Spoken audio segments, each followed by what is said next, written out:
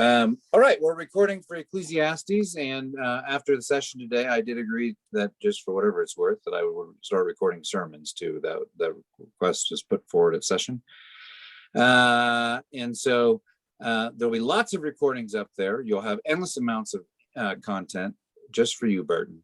As you drink your coffee, you can put in your earbuds and listen to all of it. Let's talk about Ecclesiastes.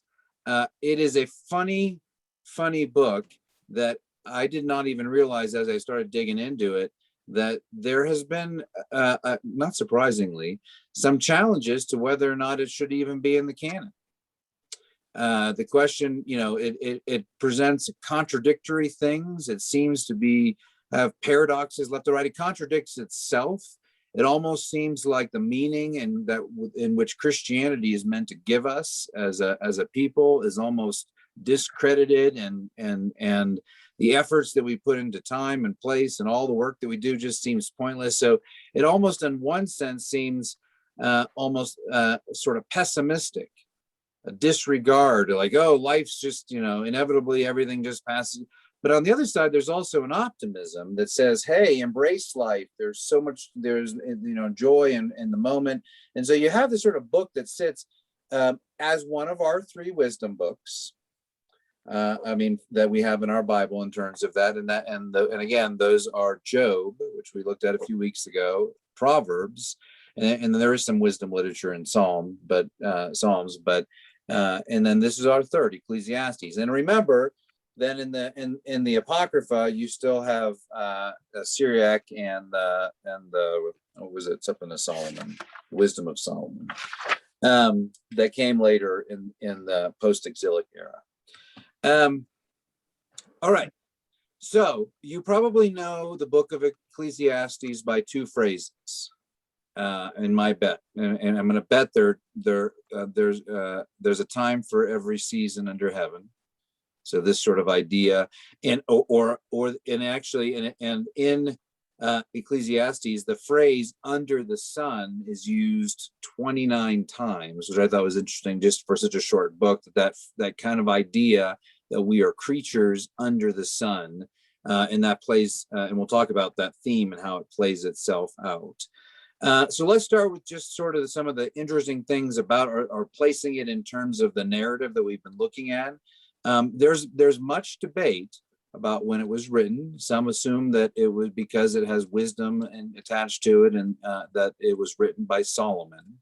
But that is largely by scholars rejected, in large part because of the fact that, and it's thought to have been written maybe between 450 and 200 BC, and in large part due to the fact that it actually has some writing stylistic things that sort of tap into the Persian world and into a form, actually, I thought this was very interesting, a form of Aramaic in terms of a literary form that really didn't even surface until sometime between the 8th century and the 4th century BC, which means in the language of Aramaic, there was a characteristic of the language that came about through the 8th century and the 4th century that is present in this book, that then would preclude it from being written prior to or earlier than the 8th century during the time of Solomon. Oh, now, what's that? Did someone say something? No. Okay. But there are still people who hold that there are thoughts written by Solomon and they were edited by Hezekiah, and there's a small vein of movement around that. But in general, that's been sort of assumed that it wasn't true. The authorship is really interesting. The authorship is technically anonymous, and it's an unnamed author. You really only have you have the author's voice or some sort of hinting towards the author in the first verse, where it says, "The words of the teacher, the son of David, the king in Jerusalem." Now, the son of David would be Solomon. So the thought is that there was an attachment to this idea that this came from the Davidic line, which was part of the process of determining whether or not it should be included in the canon, because it has a connection to King David in Jerusalem, and there is this almost language in it of the king, and you can see that in 1:12, I, the teacher, when king over Israel and Jerusalem. So then these things are these phrases. It is a literary device. We don't know exactly if it's a literary device but the suspicion is that you have an author that you sort of see introduced in one, and then you don't, and really you don't see this sense of this author's voice, his voice, until chapter 12, right at the end, 9 through 14. And I'll just turn to it now so you can, and we're going to talk about that in a minute, so I won't go too much to it. But 12, 9, all the way there. There it is in the epilogue. Besides being wise, the teacher also taught the people knowledge, weighing and studying and arranging many proverbs. The teacher sought to find pleasing words, and he wrote the words of truth plainly. And then we'll get into what else he says at the end. But you have this sort of a reference to this person, the teacher. And in Hebrew, I remember just from seminary, it's Kohelet, but I think because it has the word hell in it, people like to say it. They would be like, Kohelet, but it just means teacher. So they always thought it was funny. You learn a lot of things in seminary that you're probably... I told you the word in Hebrew for tent is ohel, right? And the way you remember that is, oh hell, my tent just collapsed on me. Anyway, so you have this author that is introduced in this, and who the teacher is. I'm going to stand up here, and I'm going to put my seat way back so we don't have any problems. The author is there at the beginning and the end, but then you have this character called the teacher, or Kohelet. And this teacher is sometimes talks in I language, in first person language, and there's almost a prophetic voice there. And sometimes it talks in you language, and that's thought to be attributed to this idea of the king of Jerusalem speaking to you. So the sense of I of it will sort of grab onto this teacher, this Kohelet's personal experience, and reflect upon that personal experience. But when it's in that second person form, the king of Jerusalem, it turns to you, and it becomes more of that didactic teacher-student relationship that is telling someone something, and that could be in the form of an age differentiation, like we saw in Proverbs last week at the beginning, that parents speaking to a child, and at the end as well. But it could also just be more in just a wise person speaking or communicating to an individual. What I did think was interesting really about the whole notion of this character as the teacher, and it jumps kind of into it and that's where you get in verse 12, I, the teacher.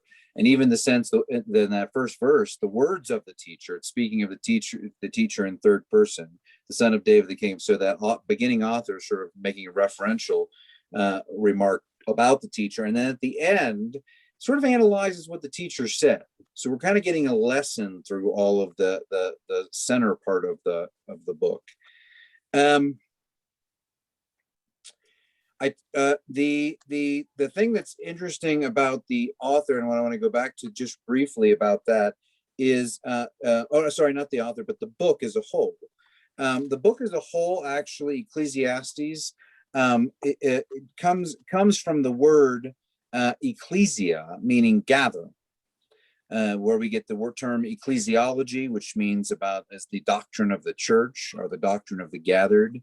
So when we talk about ecclesial things, ecclesia being the Greek word meaning assembly. And what's interesting about that is you have the same word in Hebrew that that refers to a gathering, and gathering to for a teacher to be gathered around, in the sense of this is something that is meant to be taught. But what's interesting about that is the word they use for gathering in Hebrew is both found in the active and the passive female form. And so the question has been over the history of interpretation whether this teacher was meant to be a female voice. Now, tradition over time has sort of lost that emphasis, and it's just sort of become a teacher in general, a wise person. But What I found that interesting, though, and in particular for the personification of wisdom as female that we saw last week. So it wouldn't be out of keeping for when it was written in Hebrew to have this sort of female participle used both in an active and passive form. An active meaning the assembler versus the passive form of the assembly.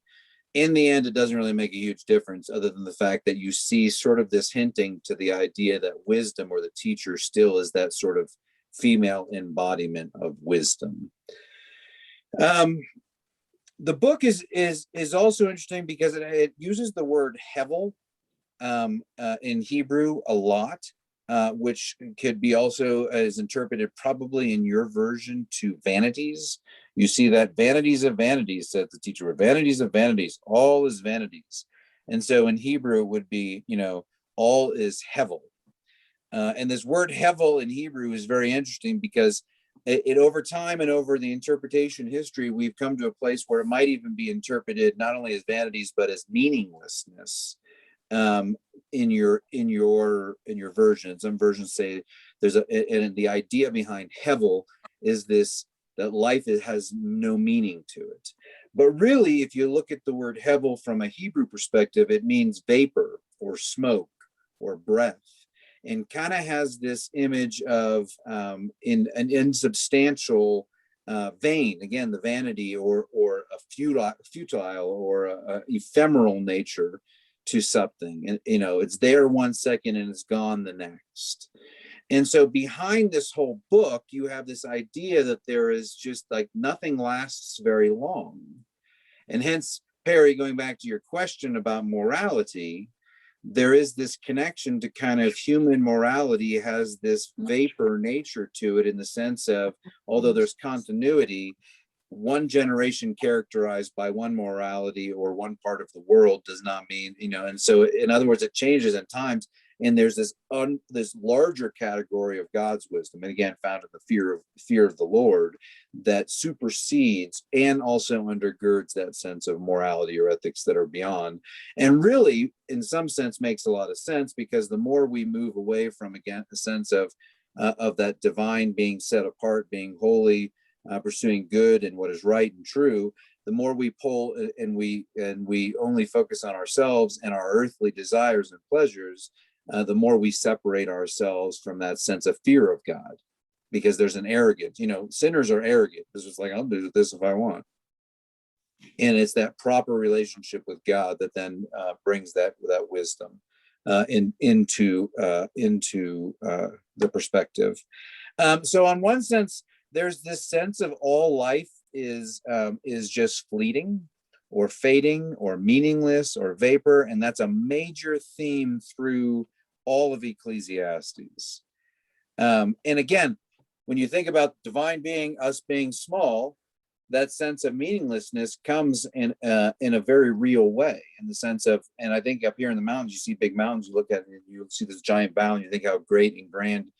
And actually, in Ecclesiastes, they'll mention mountains, kind of like the idea of the idea that the mountains will still be here even when we're gone. And we as human beings, well, I'm not getting ahead of myself.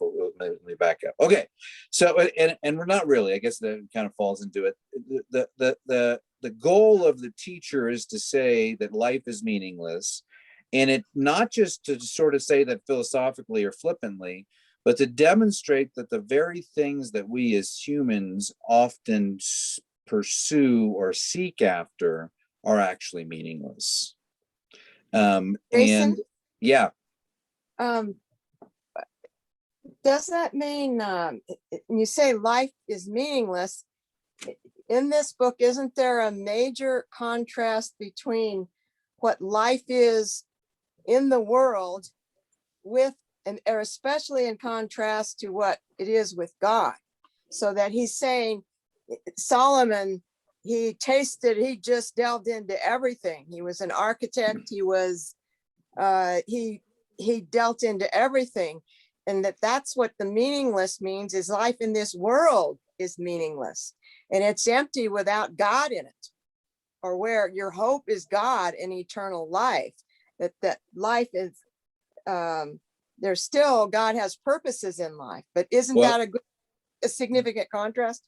yes, that is, and that's the paradox of the book. But there is a leap that you made in the sense of the eternity of life with God was not something that was really fully embraced or understood at the time of the writing of it. So there is this frivolousness presented, but and actually that last section that kind of says, hey, you need to trust in God because good things come from God, and trusting in God, and God will be the judge at the end. There is thought by many scholars that that was actually added on much later. And I thought, interestingly enough, also as well, it said that when it dated it, it kind of put it after a post, because like not only because the writing styles, but the latest it could have been, I guess, the latest it could have been written, so closer to us, was 180, because Ben Sira from the Book of Syriac that we talked about last week, the son of the grandchild of Syriac, this grandson of Syriac, King Syriac, who wrote the Syriac book, quotes from Ecclesiastes. So the book had to have been established as a source of wisdom sometime before Ben Sira wrote that in the Book of Syriac, which would have been 180. And what's interesting as well about that is that there's actually a big debate over whether it was written between 450 and 330 or 330 and 180. So there are these two sections of this time. One was when Israel would have been ruled by Persia, and the other was when Israel would have been occupied or influenced heavily by the Greeks. And so there's an argument in terms of which influenced that view. I am of the opinion that it actually is probably toward the Greek persuasion, but When I said eternal life, they didn't know that, or Jesus hadn't come. But what I'm noting here in chapter 12, and I think it's verse 11, the words of the wise are like goads, and the words of scholars are like well-driven nails, given by one shepherd. And a few verses back, he says, remember your creator and seek God in an early life. Meaning there's still that contrast between what your life is in this world is empty and useless and meaningless without God, or what. yes. That's the key. And the verse from that 12:9 through 14, that's the epilogue that was thought to have been added later to make it give it a more orthodox feel, to align it with the other books that talked about the fear of God being related to wisdom. Now, whether it was or not, we don't know, but the fact that it kind of stood out of time. And so in that case, if it was added later, then the beginning of that introduction of that verse 1:1 just becomes sort of an isolated entry, sort of to the book, or sort of almost a superscript to say who was written by, instead of actually part of the text. But I think that I think that part of that is and the canon and that canonicity the orthodox nature of those last few verses were actually part of the discussion of whether or not it should be included as part of the canon. Both references to being from Solomon's time or from the Davidic kingship, and that sense of orthodoxy that you find in trusting in God and the fear of God that you find in the last, that connects it both to the other wisdom books. And another question, or how you define fear of God, as the one contrast is a frightening fear. He's distant, or a fear of God as you get to know him and you really get interwoven with it, that it's an awe and respect that is fear. It's a desiring positive, or I don't know how you clarify that. Curious on that, because there's a big difference.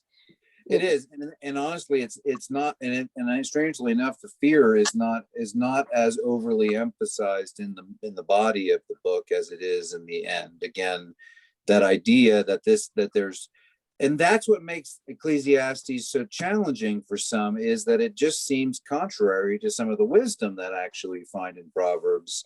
But again, and really, and the funny thing about it is people don't really know beyond the sort of Solomon connection and the orthodoxy and the connection of wisdom literature. There's not a lot of really sort of demonstrated thought as to why it's considered still part of the Hebrew canon or a part of ours, save for the fact that it does present another aspect that we're going to dig into here shortly. But before we do, I want to talk about two major themes that sort of cap the book at beginning and end that really run through it as well. What we have in this then is this this idea of a teacher that is going to deconstruct our ideas of a good life.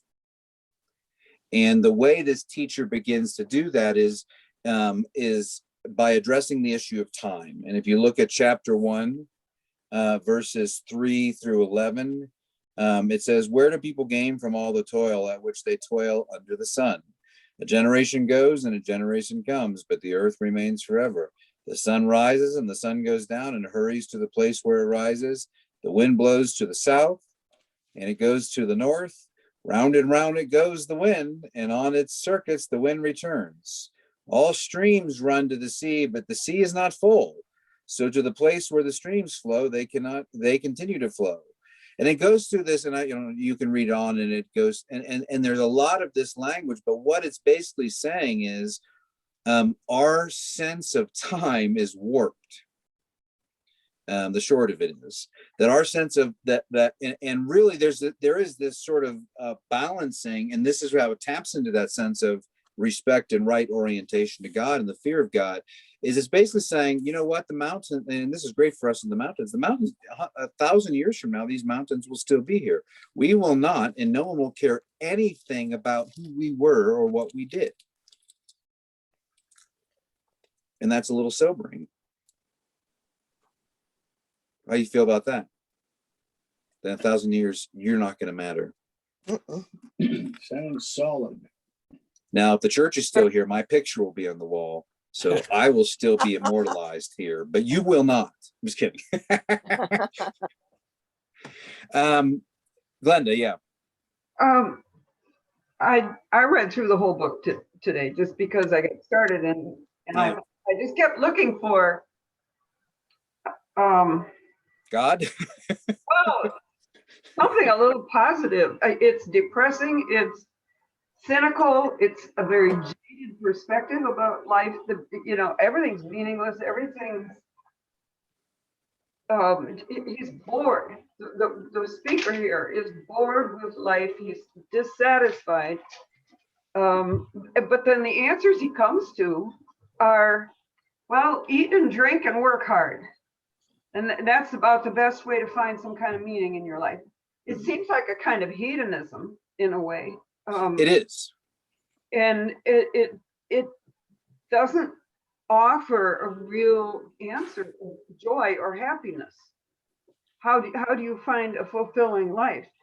The things he suggests don't seem to be. I'm wondering if the reason this book was included is it shows a common kind of disillusionment that humans can come to or can suffer from.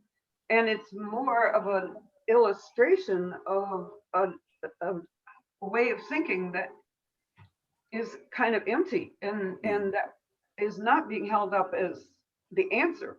Yeah. I don't think this would be God's answer to us. I don't think we should say this is God speaking. This is a human who is cynical and jaded and bored with life. And he's very self-centered too. It's all about his happiness. So you're saying we made a mistake in having it in the Bible? No, I think it's a kind of object lesson for us of how a person can become so cynical and bored and dissatisfied with life. But I'm not sure, except for those final verses, which, as you say, seem tacked on. They're not consistent with the tone of the rest of the book. They're not, but there is and what I do, and rather than bring it home at the end, it's worth bringing home now. There is a consistency in that sense of assessment of who we are in relationship to God. Can you explain that? Well, if the mountains are here and the time is everlasting, and and just kind of goes on, and yes, and it's saying, it kind of says live in the moment. So his whole philosophy is, don't worry about what's to come. Don't worry about all these things that we think make us happy. Just enjoy and there's admonition. Enjoy family, enjoy food, enjoy drink, enjoy friendship. It's a sense of almost like embrace carpe diem. Embrace this day, because you don't know what tomorrow holds. Your significance on this earth means nothing 1,000 years from now. And if you're always worried about what the future holds, or what's ahead, or what you don't have, or what you can't do, then you're not embracing the joy and the blessedness of being in this life. So there's a Greek word called Eudaimonia, and it's in Greek philosophy, and it really means to flourish or to have happiness. Or it's the same word, or the equivalent of the word, or derivative of the word that Jesus would have used when he said in the Beatitudes, blessed are the, and so that there's a blessedness or a flourishing or but that's not, but here's Jesus talking about this idea with people who are downtrodden. Blessed are the meek, for they shall inherit the earth. Well, the meek, that seems completely counterintuitive to everything that our Western world operates on. I mean, and again, I love boomers. You all build us a great world in this, but at the same time, the boomer vision of financial prosperity and all the joys of life, Ecclesiastes will be talking straight to that. Like your career, wealth, status, all these things that the boomer generation gave and sort of aspired towards are things that the writer or the teacher in Ecclesiastes is saying they're fruitless. I mean, honestly, that's part of the reason I'm here. What's his answer? Eat and drink. Embrace the moment. Invest in who you're with. So, I mean, what's that? It goes way beyond that, though. If you look at verse 18, as far as humans, God tests them so they may say they are like the animals. And then it goes on. Which chapter are you in, George? I'm in chapter 3. Yeah. Well, that is really cynical from verse 18 through 22. I said in my heart with regard to human beings that God is testing them to show them that they are but animals. Again, yeah. I mean, again, this is the pessimism of it. We have the same fate as the animals. We all go to the same place. If the human spirit rises upward, and if the spirit of the animal goes down into the earth, I don't know. Yeah, and who knows whether the human spirit goes upwards and the spirit animal goes downwards. This is what we were talking about yesterday. Do dogs go to heaven? It was an age-old problem. Even the Jews were like, hey, do the dogs go to heaven? So we can find comfort that it's not a new question. I saw that there was nothing better than all should enjoy their work. In other words, what he's saying is this, and this is the problem, is if you take any of these out of isolation, he's not trying to say we're like animals and you're just going to die. But in another sense, he's saying you have the physical form of a being on this earth, and just as animals are going to die, you're going to die too. And there is that sense. And so what we have in this thing is, so we have this bounding of verses, what I read, verses 1 or chapter 1, 3 through 11, where you have this sense of time. Time is fleeting. Time is pointless. We can't control time. We're a part of time. And then go to 12, 3. The small books, if you haven't, I went all the way to Isaiah, way too far. 12, it's like, I'd like a Bible that has hardy pages instead of these flimsy ones that always, I feel like I'm gonna rip. I'm a heavy turner. 12, 3 through 8. In these days when the guardhouse trembles and the strong men are bent, the women who grind cease working because they are few, and those who look to the windows see dimly when the door, and he goes on and discussing down and go down to 7, and the dust returns to the earth as it was, and the breath returns to God who gave it. Vanities of vanities, the teacher said. So this passage is all about death. So it starts with two things that you can't control. I mean, it starts and ends with two things you can't control. We can't control time. It consumes all the time. You never run out of time until you do. You always have more time until you don't. But then you don't realize you don't have time. So then it doesn't matter anymore. And that's the philosophical idea behind time is never ending, because we are a part of time and we don't control time. It just keeps going. Same thing for death. Death is not a respecter of what you did with your life. A death is going to affect an orphan child in Romania living in the sewers as much as it is us living in the mountains. None of it. Death is not a respecter of persons. So you have this sense of time is always going. Death is everyone's result. So embrace the moment that you're in and the gifts that God gave you in the moment is kind of the larger meta narrative of saying there. In other words, the beauty as you got to look, you got to dig around in the book a little to find it in there. But there is some sense of saying, be like Mary and sit at the feet of Jesus, because you don't know what tomorrow holds. Be like Mary Magdalene and pour that oil over Jesus' feet, because you don't know when that oil is going to be needed, but right now is the moment where you need it. And in many ways, I think that you all should kind of get that to some extent, because you live here in Lake City, and you said at some point, I want to, the same thing I said that earlier a few minutes ago. Part of the reason I'm here is the philosophy that's found in this book. I was on a trajectory in the denomination that was sort of climbing the corporate ladder and overseeing this and increasing my influence in a denomination. And everyone thought oh, where are you going to go? What's next for you?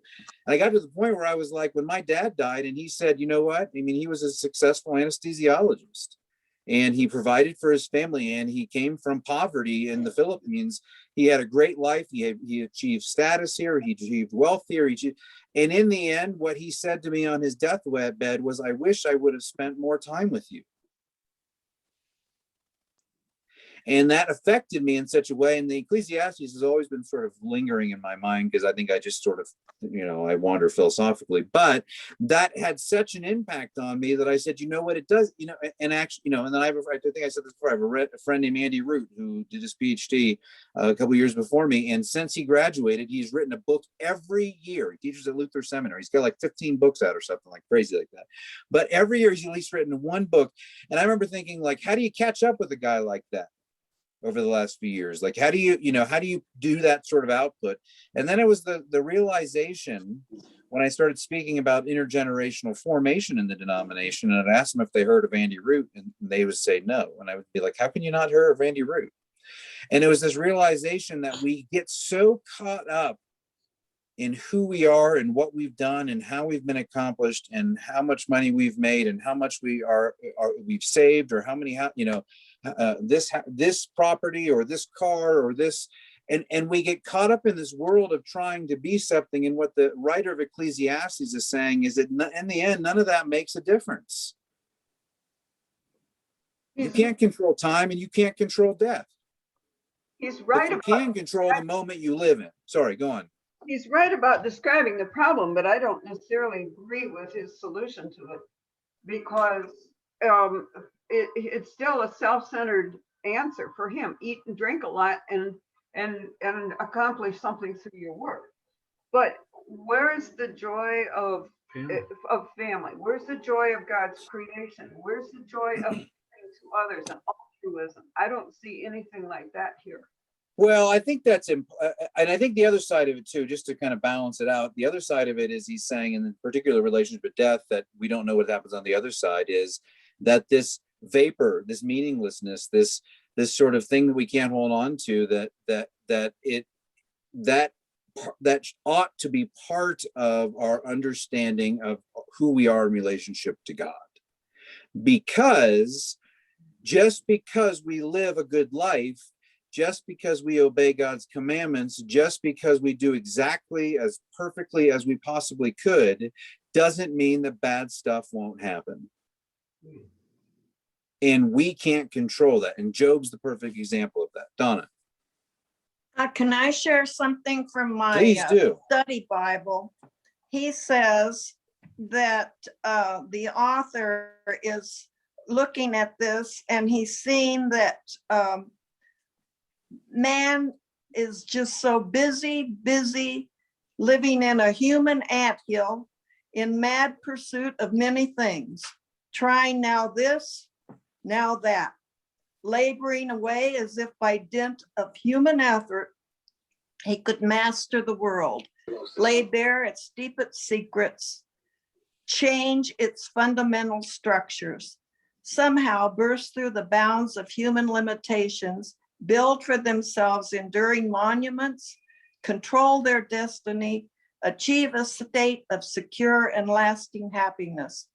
People laboring at life with an overblown conception of human powers and consequently pursuing unrealistic hopes and aspirations.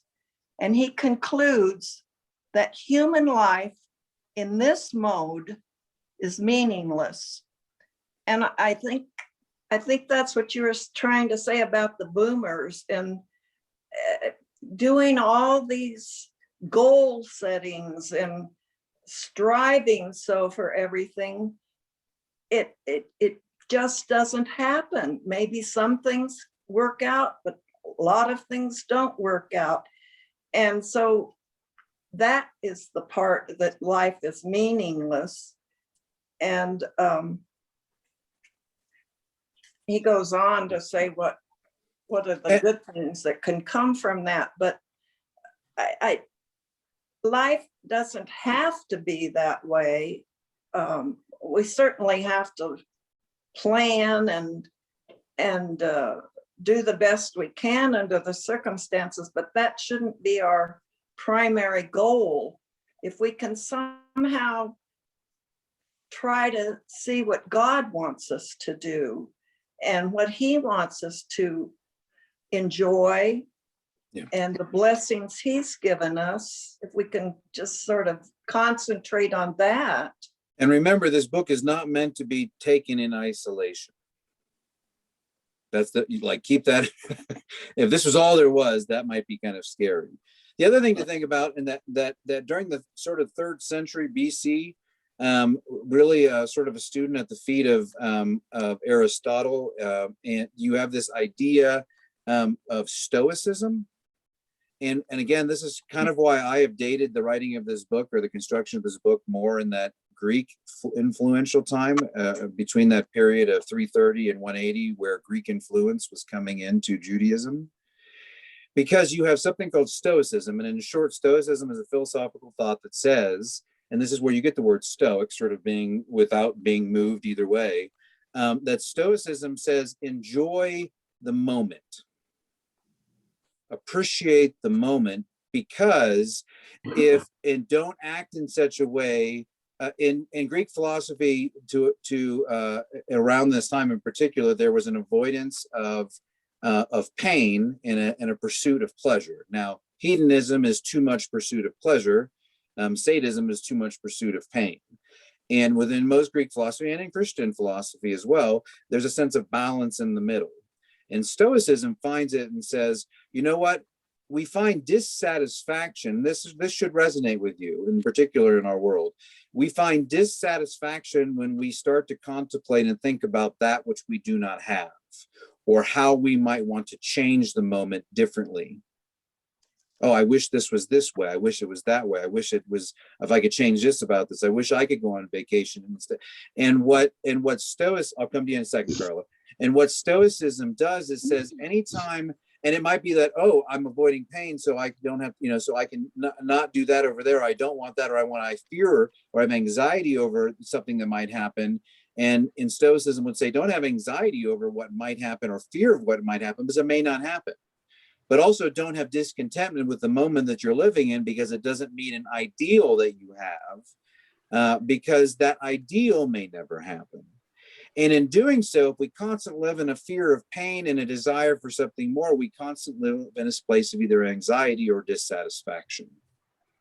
And what Stoicism would say, and I think this influences this author, this Kohelet, is that says embracing the moment, being present in the moment, appreciating the blessing and the joys and everything this moment has to offer, because it is the moment that we live in life, is really the undergirding sort of hope that we find in this book, that we can get lost if we focus on to the more ephemeral nature of his musings. Does that make sense? I actually kind of like Stoicism personally. It seems terribly self-centered. What does Stoicism? To just sit and feel joy. I mean, it's all about me. I just want to feel joy. So I just want to sit here and feel joy. Well, why wouldn't God want us to feel that? God does. That's it. I think it's okay to feel joy. It's okay to be in love. It's okay to be kind. And you get joy from that. And I think, I would agree with you, Jim. I think, and I think our paradise yet to come is not filled with toil and heartache and fear of pain and indulgence and too much earthly pleasure. There's a sense of balance there. And I do think we're called to, and I mean, that's the whole doctrine of Sabbath, that we're meant to recover that joy that was lost in the paradise of the garden. Now, I understand what you're saying, Perry. That doesn't mean we should be idle and we should just sort of be self-indulgent, because our Christian identity, as we've been talking about over the last few months, and we're going to dig into explicitly what that means here's a little teaser for the Sunday, as I did with the session today, look at Ephesians 2:1-10. That's the preaching text this week. But it calls us and says we're called to do works of good. So there is that. But even in that, though, Perry, there's that sense of you can still, it doesn't have to be, it's not about indulging and just sort of having self-fulfillment in the moment, because actually the Stoics would say that teeters on hedonism, where your expression of self is too centered on yourself. But through a Christian ethic, through Christ's teachings, we say we consider the other as and regard them over ourselves. And so there's a love that has an output that considers the other. And in doing so, you actually have a recovery of what God meant for the garden. And that is the relationality between Adam and Eve, or between two, human beings. So it doesn't say that good works and a sense of mission and vision and doing is a bad thing by any means. It's not saying that. It's saying in the work, enjoy the space you're in. It's saying that's the vein of practicing the presence of God and the things that you're actually doing. Carla, I don't want to forget you. With just two statements. One, I had a close friend that died from stage 4 colon cancer. And one thing she said that always there's two things. One is, time is only valuable to those who do not have it. And the second thing is, you cannot live in your past, and there are no guarantees in the future, but you must, and God requires that you live in the moment. That means by living, even though we're just here for a short time, but doing the best we can to be the most involved for Jesus Christ, to do the right thing for his purpose for him. And that doesn't, so put it back on me. That doesn't mean I couldn't have gone to another church. I mean, we're free agents, so I could have gone anywhere. I mean, like, not anywhere, but I mean, like, I could have gone somewhere else, but I chose to be here. Why? Because it embraces some of the philosophies that we find in this book. I want to dwell with you people in this beautiful space, and I don't want that to be, and honestly, I don't, and this is the part, if I just sort of plant a seed for the future of our own community, this is why, my ultimate hope for all of you is that you'd stop seeing yourself as a member of a church and start seeing yourself as a member of a community that's living and journeying together and embracing the moments that we've been given in this beautiful place, and not always saying what's next, what's ahead, but sometimes just saying this is it. And that's the linger, we see it in the movies when people linger at a dinner table. And there's dishes everywhere, and you sort of, and there's just a sort of this contentment with life and being and space and relationships.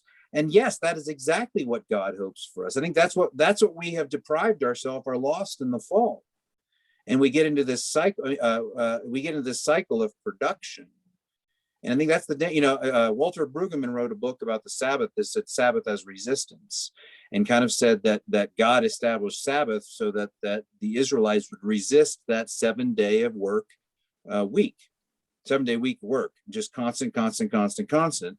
And we find ourselves in that same place now. We can't put things down because we're afraid that if we don't, someone else will get ahead, or that we'll be missing out, or that we shouldn't do something we're supposed to. And the reality is if we're constantly saying, what is ahead, what is ahead, what is ahead, we're missing what is in the front, right smack in front of us. And this is and honestly, and I sort of joked about it a few weeks ago in the service, but this is the challenge of the idea of retirement, which really is only a concept that has come about in the last 100 years, and primarily through your generation, a little bit of the silent generation. That idea that you work until a certain age and then you kick back, and then you enjoy life. Then your eudaimonia kicks in, where this author is saying, you don't know how long your life has, you don't know how long time you have. So the best thing you could do to enjoy God's blessings are to enjoy them in the moment. Because again, the whole picture of this, the pointless, the meaningless is not to say that life doesn't have meaning. And then we can put all sorts of other places in scripture that allow us to have meaning in this world.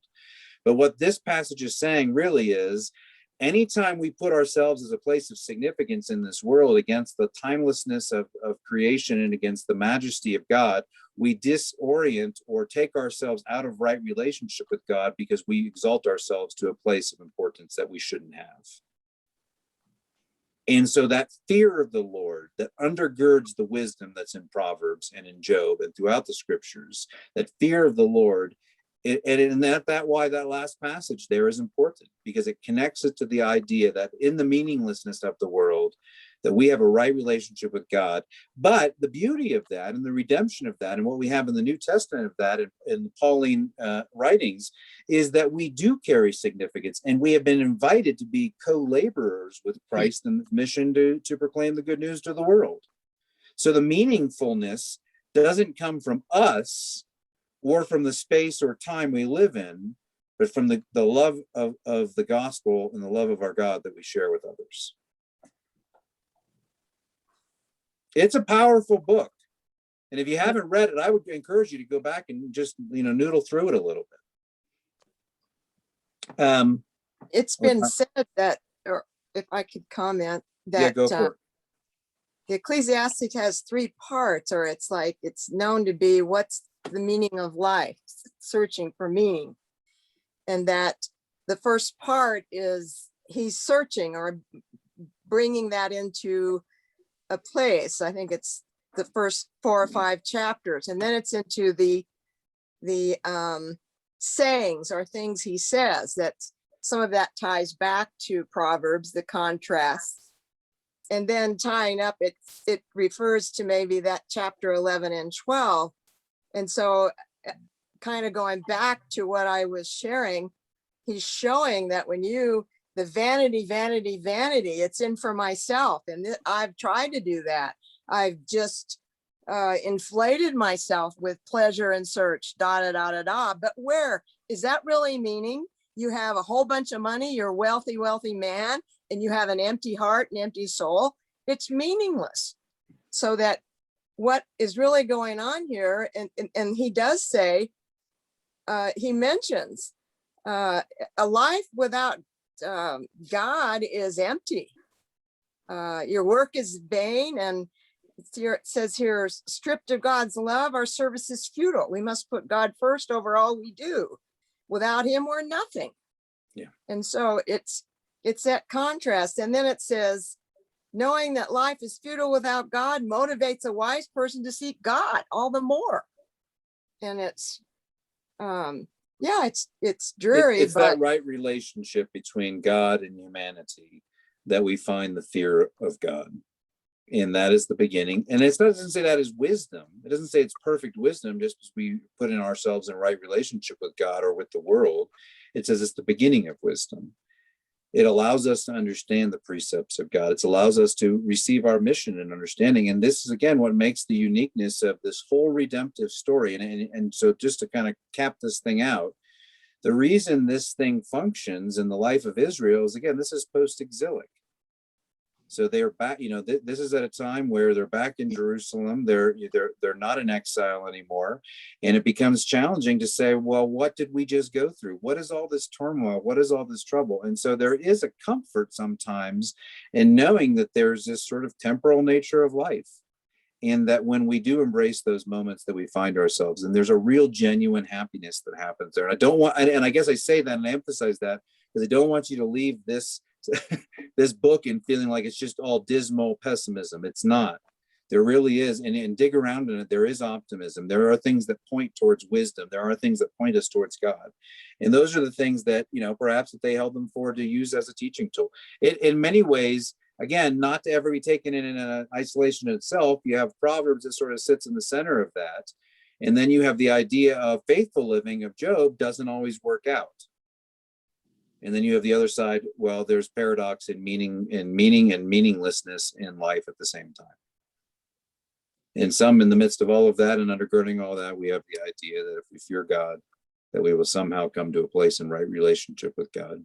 And I think that also harkens a little bit ahead to, and although we're not going to read it in the John passage this Sunday, other than in the lesson, that John 3:16, for all have sinned and fallen short. There's that sense of just the depravity and pointlessness of the world, but yet God's redemption is found in them. All right, that's Ecclesiastes. It's a good book. You should read it this week if you haven't read it for a while. It's good to dig around, and some of them are a little thick. This one's kind of fun to dig around. You can scoff at some of the stuff it says. That's okay too. So, any last questions or thoughts? All right, I think we're almost on time tonight. No, we're a little early. Thank you. Thank you. Thank Yeah, you. thank you. Thank you. We will see you all sometime soon. What's our What's that? 6:29. What'd you say?